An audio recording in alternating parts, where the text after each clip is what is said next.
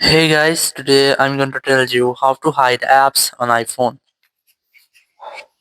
If you are using any iPhone and you want to hide apps on your iPhone, so let's see how can you do that. So you just have to open your settings here first and you have to try to update your software. So go for general here, go for software updates and you have to make a software update if you have find any pending software updates.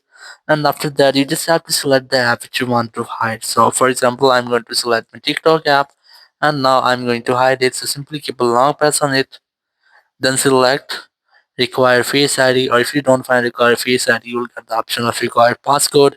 You just have to tap on that and then select hide and required face ID or passcode. And once you have selected, you have to verify yourself using your face ID or your Apple ID passcode or your or iPhone passcode. So I'm going to select hide app from here. And once you have selected, your app will be successfully hidden from your home screen. You can also cannot find it in your apps library here. If you want to find your hidden app, you have to tap on this hidden or folder here, and then you have to verify yourself using your face ID or Apple ID password or passcode which you have just entered.